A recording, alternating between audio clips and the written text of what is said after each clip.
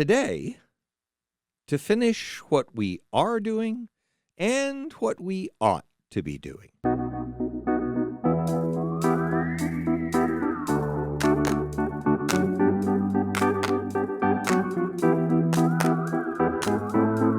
Welcome to Coffee with Creamer, where you get to sit down with our host, Dr. Barry Creamer, for a conversation about faith, life, and culture. We'll look at old ideas through a new lens, turn those culture wars on their head, and paint a picture of the way things could be. If you like your thinking deep and your coffee hot, pull up a chair. You're in the right place.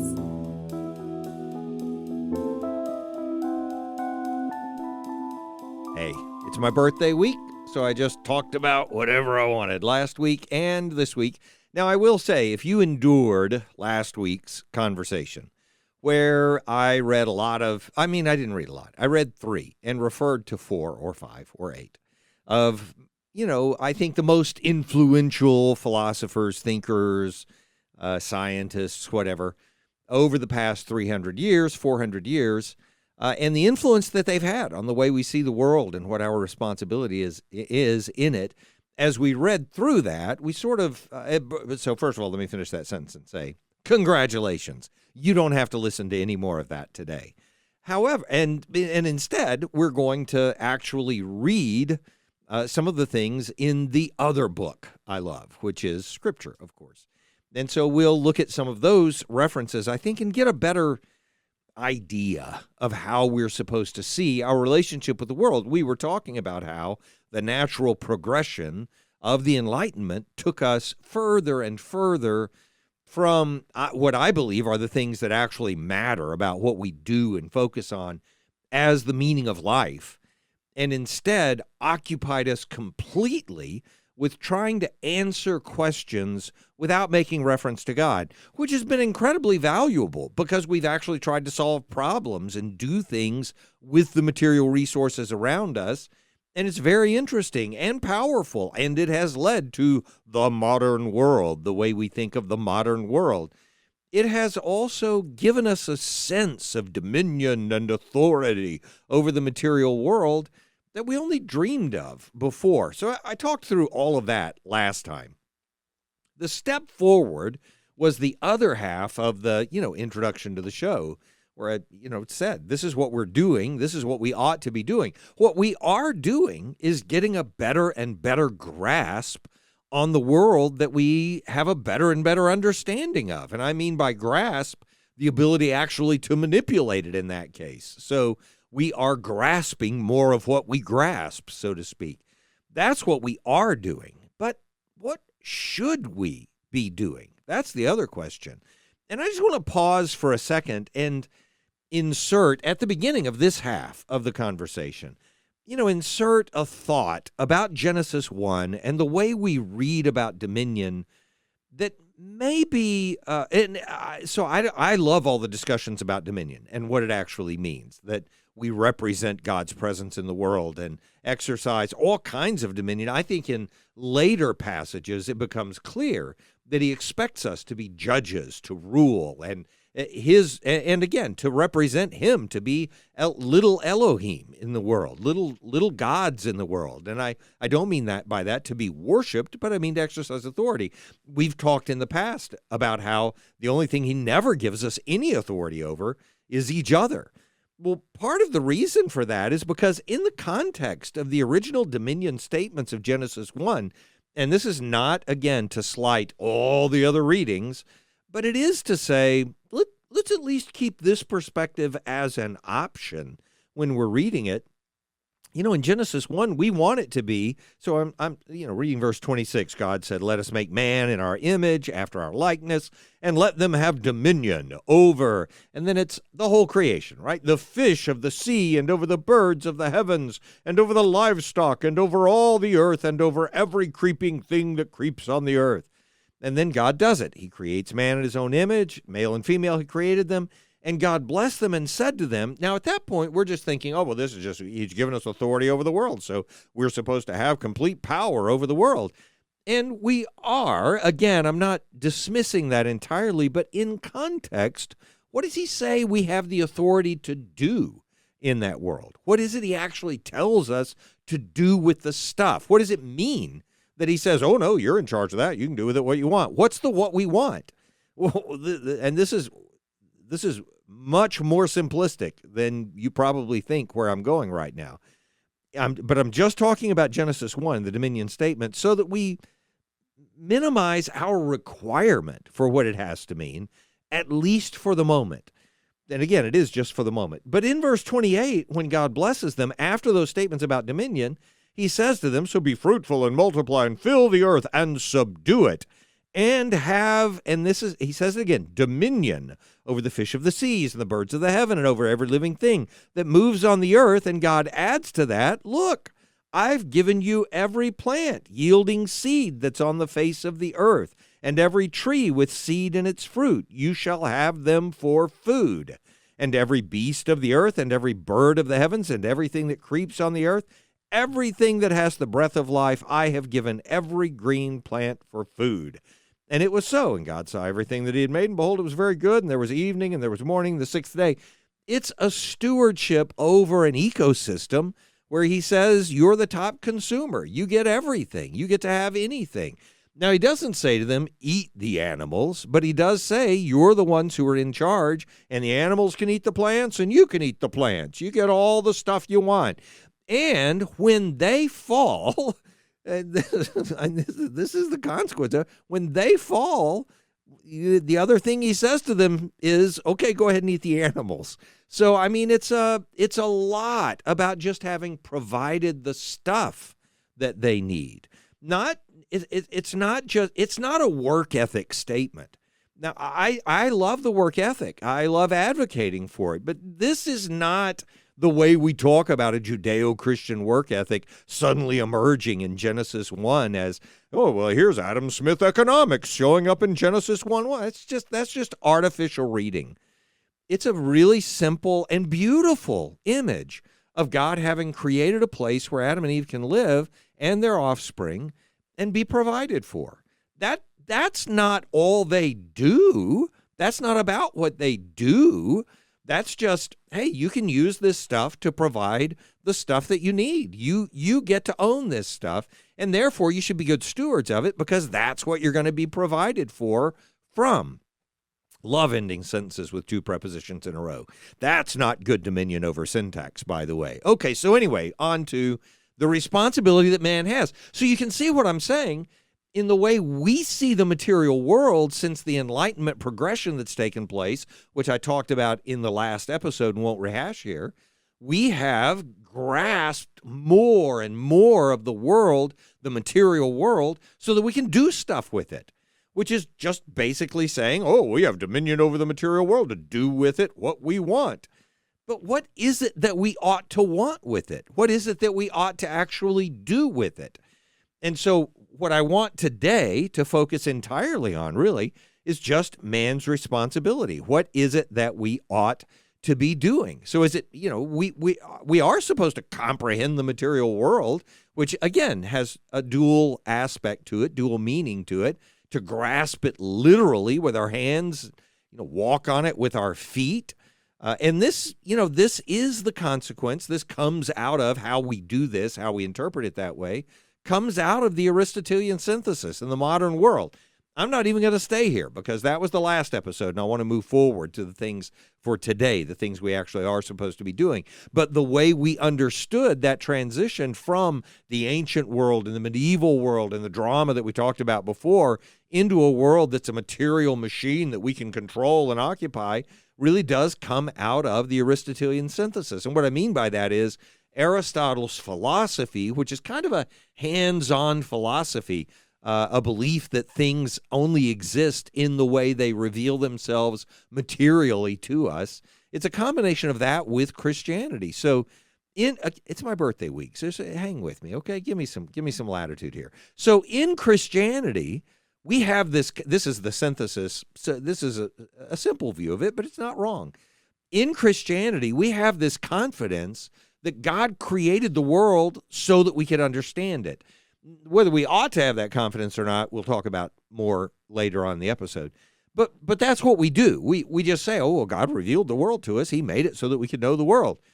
And in Aristotle, there's a need for that understanding to become realized empirically. We have to put hands on things, study things with our senses, and come to know them. I'm not saying he's an empiricist 2,000 years ahead of empiricism, but that's the direction of his assumptions about the nature of reality. So we have to encounter in Aristotle the actual things, not just the ideals behind how things are manifested. So it's the difference between Plato and Aristotle. In Plato, you can get in a dark room and just close your eyes and think real hard and say, that's the way the material world ought to be. But in Aristotle, you have to go out and count the teeth in the horse's mouth and figure out how much of this and that there is and which way things actually do happen in the world. So, and it's again because in Plato, the forms are a completely different thing than the material world. The forms, the definitions, the ideals, the reality that's eternal and unchanging, it's completely separate in its existence from the material world. In Aristotle, the forms only exist in the material objects. It's called hylomorphism. Anyway, so if you get that part, you can see why we have taken because of this Aristotelian synthesis, we've taken our responsibility to mean we've got to get our hands wrapped around the material world. We have to figure out how to make devices that can access all of the subatomic particles in the material world. We need to be able to take a picture and then figure out how to cause things to move this way or that way so that we can use every single component of the material world to our advantage. You can understand how it would progress in that direction. The other way, by the way, to understand comprehending the material world is not just surrounding it with our hands and embracing it, but also grasping it figuratively, like through observation.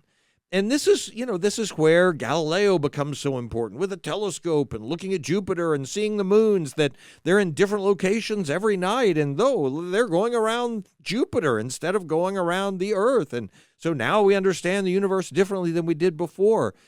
And the interesting thing about that is that observation really is an important part of our progression in grasping the world around us. Instead of just thinking three layers of existence, what's above us and where we are, and then what's below us, we start thinking, wow, we're just one tiny little speck of dust in this cosmic, expansive universe.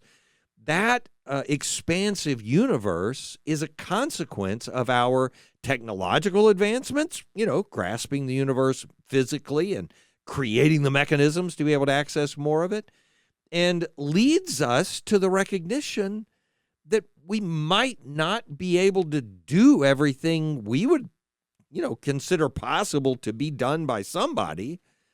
Some of that stuff might not be possible to be done by us because these things are just so far away. And that's, what provoked the discussion was this whole thing with the Tower of Babel that I mentioned, that when they say, let's make bricks and burn them thoroughly, and I mentioned this before, but I didn't read the whole thing. And then they said, well, let's build ourselves a city and a tower with its top to the heavens, and let us make a name for ourselves, and we'll be dispersed over the whole face of the earth. And the Lord came down to see the city and tower, and he said, these are one people. They have all one language. This is only the beginning of what they'll do. Nothing they propose to do will now be impossible for them. So let's go down to them, confuse their language so that they can't understand each other, so that they have a barrier to getting where they want to go. Well, oddly, the more we have comprehended figuratively, mentally, meaning the more we've gotten our minds wrapped around the scope and expansiveness of the universe, or the microscopic nature of subatomic particles and so on, just how tiny that world is, that nano world, the more we've gotten our minds wrapped around that, the more we realize that we can never get our hands wrapped around all of it. And I mean literally, the absurdity that some people have in their minds of thinking, oh, someday we'll travel to the Andromeda galaxy. It's 2.5 million light years away. This is not just a problem for how long it might take us to get there. It's not in any conceivable possibility a thing that we could actually realize. We could never get there. And it's the closest one in terms of a full-size galaxy. There are other galaxies that are way further away than that. They're all way further away than that. There's no getting to them. Even trying to get across a galaxy that's 100,000 light years across. These are at light years. We can't go 1/1000th of the speed of light, much less. We can do something approaching 1,000th of a speed of light or something in that range. I didn't calculate it before this episode. But we can't do 1% of the speed of light. That's one of those crazy, imaginative science fiction goals. Boy, if we can just get to 1% of the speed of light, then we could get to the nearest star in 400 years. But we can't get to 1% of the speed of light. We can't get tiny little objects to 1% of the speed of light unless they are subatomic or something like that. Anyway, the point is, and it's not just a matter of, force, we just got to have enough persistence to get there. It's just not going to happen.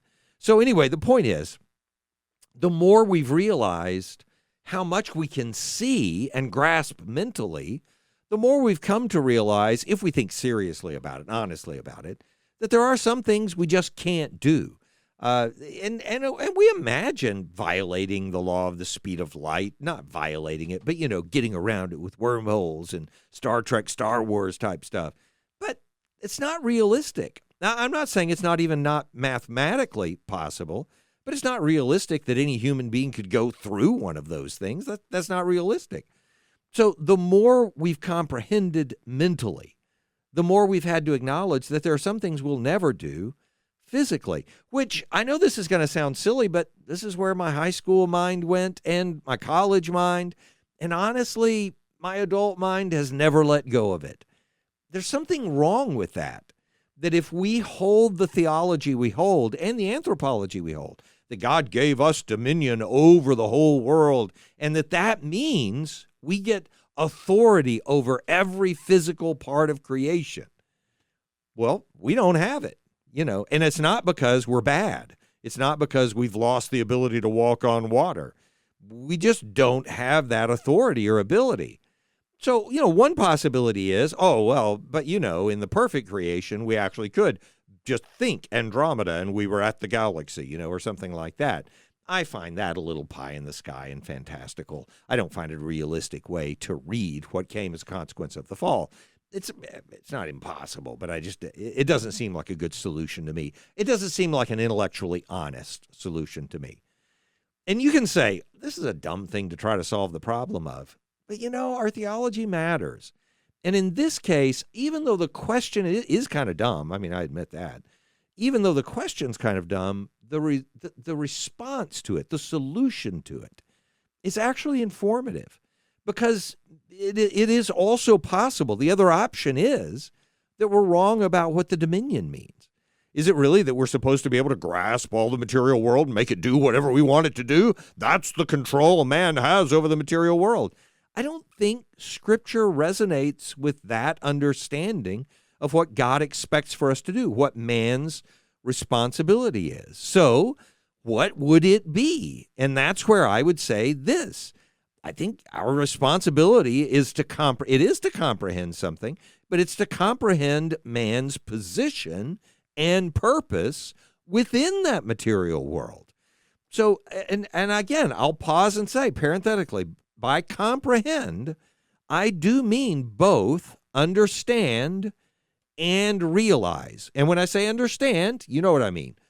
Be able to think about it correctly, right? To be able to grasp what's going on, using the words for comprehend, grasp. I mean, understand. Oh, I get that. I can fully explain what's going on here. There's that. But then there's also realizing it, meaning performing something with it. So not just showing you on paper a theory about it, but actually making it happen. So there's a manipulation that goes with it too. To create a parallel in James 1, and this is one of our pastors at my church preached on James 1 this last weekend. 2 weekends ago now as you're listening to this. In James 1, it's hearing the word and doing the word. Don't just be a hearer of the word, but also a doer. Can't be a doer if you're not a hearer, but you can be a hearer and not a doer. Well, the hearing and doing, hearing is understanding. It's grasping what it is. Doing is realizing it, making it actually happen. The goal is not to be a hearer only, but a doer also. And I think that's a realistic way to understand what's going on with the idea of us comprehending the universe. We're not just supposed to understand the universe. We're supposed to do something with it. But what? What's the do? What's the thing we're supposed to do with it? And this is where, and I've said this so many times before, but I have to return to it because we constantly elide the distinction that's so important here in how we read these passages about the creation. Psalm 19 is a good one. Psalm 8, I could have done it with that. Romans 1 makes the same point. There's so many places where we could talk about the creation, God's relationship with it and man's relationship with it, and come to this same conclusion. But I love Psalm 19, again, one of my favorite Psalms. The heavens declare the glory of God. The idea that we have, and the whole first half of that psalm is this declaration of the glory of God. Listen to the words about it. None of it is saying the heavens are declaring the truth about themselves. None of it says the heavens are declaring for us their constituent components. None of it even suggests that the heavens are declaring to us what it would take for us to occupy and own them and use them. None of it. What it declares is the glory of God. The heavens declare the glory of God. The sky proclaims that it is His handiwork. Day after day is pouring out speech, and night after night is revealing knowledge, and there's nowhere to go to hide from the things that they're saying. I'm paraphrasing verses 1 through 4, 4a.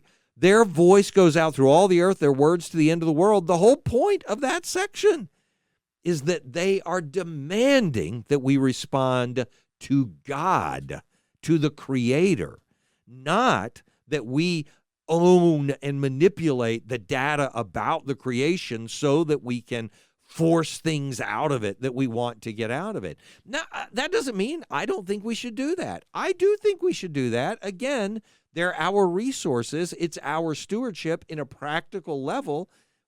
That's why we have the creation. And I do think you have to have both of those points in the what amounts to a dilemma in the way we actually live, which is we get to do with it whatever we want because it's ours, but we have to be good stewards of it because it's the resource God gave us to be able to do this thing that is our responsibility. So if we're just crashing and burning the earth, then we ought to reconsider that. We should stop bragging about how destructive we can be to the environment and start looking at how to be the best sustainable stewards of it that we can be. It's absurd that we oppose those to each other rather than looking at them as limitations on each other, but as limitations we have to take into consideration with our moderation. Anyway, the point is, Psalm 19, Romans 1, Psalm 8, any of the passages about the creation, any of the Psalms where God is talking about bowing down in the creation to see us, any of those are making the point that the creation is important because it gives us a way to understand God and to understand what we're supposed to be doing in front of Him. So there's nothing wrong with seeking to comprehend the material world. I'll repeat it again. As long as we maintain this very important caveat, that it not become a substitute for comprehending our position and purpose within that world. That affects why I have a commitment to liberal arts and theological education. They are the things that say to us, why are we human? What is it that makes us human? And how do we fulfill the nature that we have as human beings? I think you have to have both of those to be able to answer that question. You wouldn't understand the theological things in Scripture about the nature and purpose of man if you didn't have a grasp of, for instance, the literature with which those Scriptures are written that we use to understand the theological implications. And on the opposite side. It doesn't make any sense to study at purely liberal arts without understanding that there is a supreme hand behind it that gave direction to it. The way and it also affects, by the way, if we understand why we have the world around us the way we do it affects the way we interpret the things that are going on around us. Politics and technology are not determining factors for our future or purpose. They don't just happen to us. I don't just happen to live in a world where there are political things happening or where technology just happens to emerge. If we grasp who we are as human beings in this world and how much responsibility we have, then we cause the politics that happen to us. We cause the technology that happens to us. You say, well, no, some things are just found by accident. Everything's found by accident in one way or another, but we don't care about it unless we already wanted it. Nobody cares what a mold in a petri dish is doing to bacteria or something else unless they actually wanted to get rid of some of those bacteria and wanted to have some way to vaccinate or inoculate people for this or that. Our technology is a result of our desires and our drives. And when we understand man's fundamental responsibility for doing whatever it is we're supposed to do, then we begin to grasp that politics, they're not just a result of class struggles and the inevitable material dialectic that leads to the conclusion of humankind in this whatever form it's going to take, a utopia, a Marxist utopia or something else. None of that is what we would settle on. Instead, we would say, oh, well, we have the rulers we have because that's what we wanted. We have the technology we have because that's what we wanted to pursue. So, and even more importantly than that, what all of these understandings actually force us to recognize or establish for us is a means by which we can accomplish things that are important. Our technology gives us the ability to do things that are important. Sometimes they're horrendous and important because of how terrible they are. Sometimes they're amazing and important because of how wonderful they are. We have accounts on both sides. The Holocaust couldn't happen without modern technology, without the technology of the mid-20th century. But look what we did with it, right? And so, and in the same way, thousands and millions of lives have been made better by the technology that we have. Suffering has been eased. So we can go both directions, but it is important. And these things that we grasp and manage to do things with, they provide context within which we develop as the people we're intended to be. We're not just laboring animals. We're not just fabricators of a more ornate or comfortable world. We're people who understand. We're people who are doing something intentionally. And so to get to it, the point is we were created by God for a purpose. And the center of that purpose, I mean the center of the purpose, it's stated as clearly as it can possibly be stated in Scripture. The center of that purpose. And it's not just that. It's stated as clearly as it can be stated if we just observe why people want to be part of a society that prevents them from doing all the things they want to do, but which they consider essential to who they are and what they do. Why on earth are we like that? The center of the purpose that we have in this world is loving one another as fellow heirs of this amazing world in which he has placed us. Not fellow owners, fellow heirs. Well, we're look at the gift. Look how magnificent this is as a gift from him so that we can fulfill this purpose we have of serving one another as we serve him. It's an amazing gift. So again, I mentioned church, that I was at church on Sunday. Usually I'm out preaching somewhere, but for the last few weeks, I've had a week or two that I've been able to sit in church and hear our pastors preach and then comment on things afterwards. And one of the things this Sunday that stood out, I have an old hymn that I sang forever with a trio and with a quartet and with a lot of other people and a cappella and this way and that way. And, I learned all the different parts of it because I love all the different parts of it. So I just know this song inside and out. I've heard it my whole life. And it's When I Survey the Wondrous Cross. I love this. I love the hymn. So we sang it Sunday. And one of our pastors, Winston Hotman, he actually got up at the end when we were taking communion. We take the Lord's Supper on Sundays. And as he was preparing us for Lord's Supper, he mentioned it. And he said the lines in it that were always, again, this all started when I was a kid.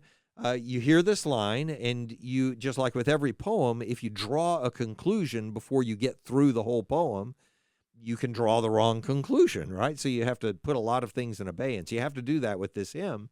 And because I heard it the first few times and didn't process it correctly when I was young, it still sticks in my mind, and I basically have to correct myself midway through this verse every time I sing it. And it came out in the way our pastor was talking about it at the end of the service. He didn't say it wrong, but the way it came out reminded me of this way that I had of thinking about it. And it's that verse in, When I Survey the Wondrous Cross, where you start with, were the whole realm of nature mine, that were a present far too small. And where my mind automatically went with that when I was young was, nature is a pretty great gift, but Christ is better, right? So what I really want for my gift is Christ. And if you're halfway through the verse, that's kind of what it sounds like. That's what it's saying. And unless you pay attention, you don't correct yourself through the rest of the verse. So the statement isn't that. That's not the direction of it at all, which, again, would be a meaningful statement. But it's not that. Were the whole realm of nature mine, if it belonged to me. That's a really important statement. This is a beautiful. I love the hymn. So credit to, I believe, one of the Wesleys who wrote this. Daisy's going to look it up while I'm talking. She's our producer. But I bet this is Charles Wesley probably who wrote this. I'm not sure, but I'm taking a guess. Anyway, were the whole realm of nature mine, that were a present far too small, is actually appealing theologically to the dominion that we do have over the creation. And say I were exercising that correctly, and I said, this is mine. I own it. I grasp it. It belongs to me. Isaac Watts, what a loser I am. Why would I think it was a Wesley? How foolish is that? So anyway, Isaac Watts wrote the hymn. So were the whole realm of nature mine, the whole realm of nature, were a present far too small. And then the other half of the poem makes the point of what present we're talking about, not the present I received from God, which is far greater than the whole of nature. It is true. Christ, what would a man give in exchange for his soul, right? So if I had everything else, if I were following it from Matthew 16, I could use that lesson and it would be true. But that's not the point of this. This is better. Were the whole realm of nature mine, if everything belonged to me, if I comprehended everything, if I could manipulate every atom of creation to do what I wanted to do, and what I did with it was lay it at the feet of God. I laid it at the feet of Yahweh. And I said, look what I have for you, the whole of creation, which he made, by the way. I have the whole of creation to give back to you. Would that be a substantial gift? And the poem says, not enough. Love that was so amazing, the thing that Christ did for me, because remember, I'm surveying the wondrous cross. Love that's so amazing, love that's so divine, doesn't demand that I take the creation and roll it into a ball and put it at the feet of the Savior. It demands my soul, my life, and my all. There is a thing, it's a beautiful hymn, and it makes exactly the right point, and it's the point I wanted to make today. The point I wanted to make for the last 2 episodes. This is the point. That what we're supposed to give to God is us. What we're supposed to get our arms wrapped around and give back to God in full is our lives, our obedience, our love, our constant fulfillment of his calling on us, which is not manipulate the world. Use the world. That's your stewardship. You get to have dominion over it. But that's not the purpose. This is the message. If you say, well, that's just a hymn. Okay, let me read to you then the message in Psalm 50. Magnificent message. And I'm going to pick up in verse 7. I've preached all the way through it. I've gone through all the Psalms up to 87 now. I'm on 88 now. But in Psalm 50, in the middle of the psalm, not so much about the dominion out of Zion, he's judging the world and so on. You skip all that part, just get down to the core message that he gives to his people as he judges them. And he says this, and I'm going to paraphrase it. He says, starting in verse 7, and I'm going all the way to the end of the psalm. He says, listen, my people, I'll speak to you. Listen, Israel, my people, I'll give a testimony against you. And by the way, I have to pause here and say, I can't read this any way other than with all the sarcasm and vitriol that is due in the judgment that God is pronouncing. But I don't think given the nature of their world and the nature of the communication you read in Scripture, I don't think it is filled with vitriol. I don't think it is God as a lawgiver pointing his finger and sarcastically saying, what is wrong with you stupid people? I can't read it other than that way in order to get the passion that's in this psalm. I just know I can't avoid that. But I think for God, it's more, how could you be so confused? How could you not know this? This is the truth. And I think it would be in more of a pleading kind of voice. So if you can identify the two and create a parallel, good. But the point is the same. So he says, I'll give a testimony against you. I am God. I have a right to give a testimony against you. I'm your God. You know that I'm your God. I'm not rebuking you because you don't bring me enough sacrifices. You're constantly bringing me one sacrifice after another. I will not receive a bull. I mean, the most valuable possession you probably have. I don't want it from your house. I don't want some goat from your folds in the backyard. I own every beast in the forest. They're already mine. You go out and find the cattle on 1,000 hills. Count up all you can find.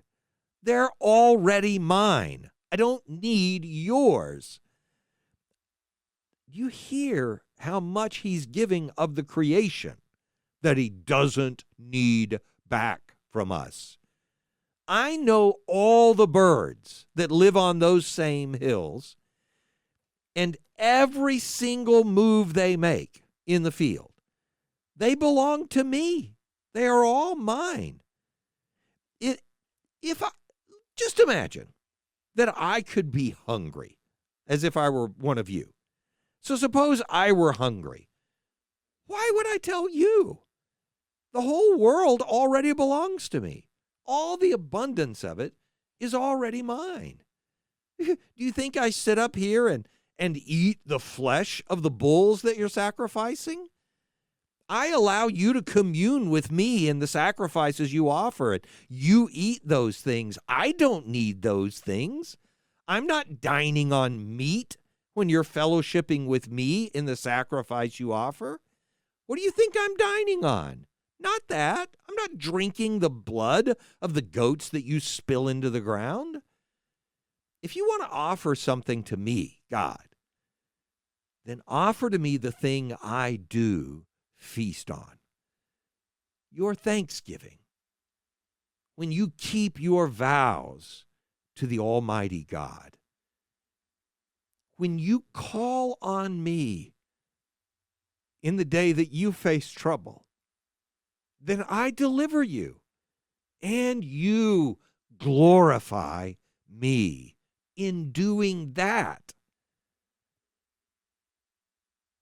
In turning in the psalm, he says, but let me turn to those of you who are just unrighteous. You're just wicked. What right do you have to take up the statutes that I've given, or to speak as if you belong in my covenant? You hate the discipline that I exercise.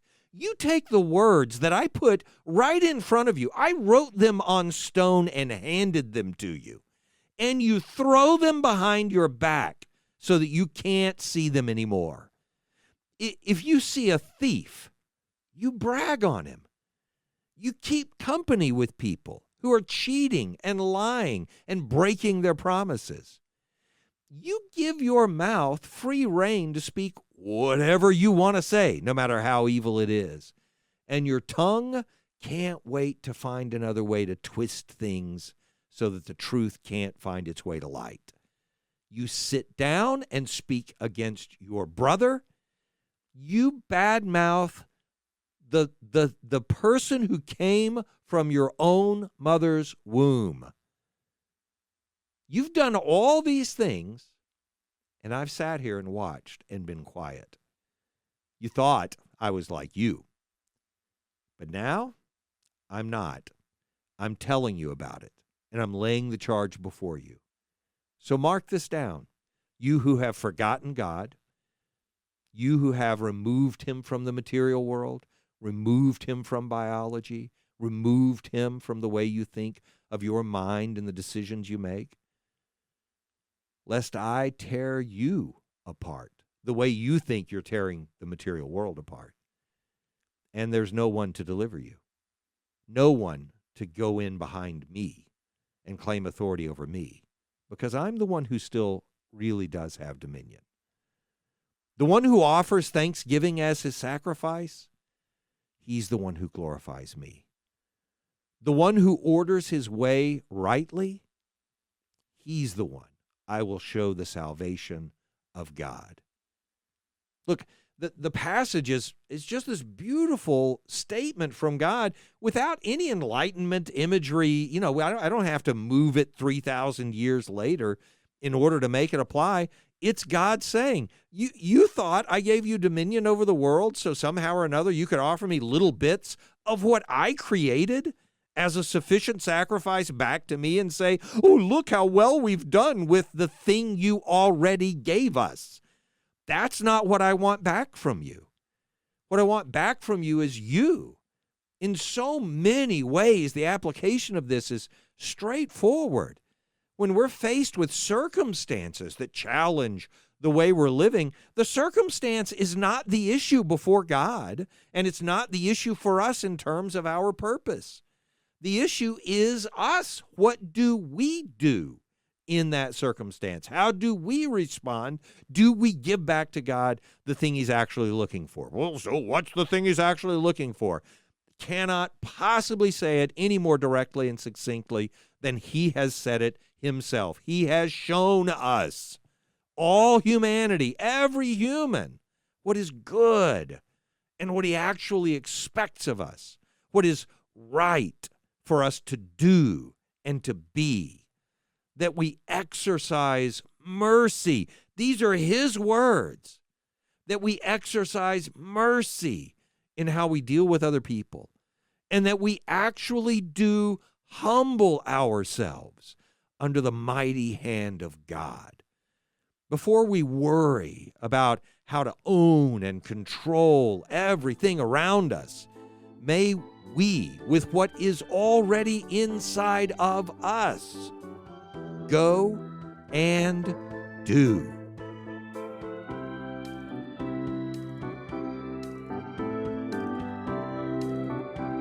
Thanks for joining us for Coffee with Creamer. Your cup of coffee may be finished, but we are not.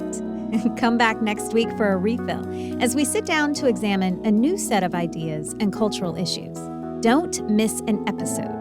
Subscribe wherever you get your podcasts or visit our website at barrycreamer.com. Until next time, keep your mug hot and your mind sharp.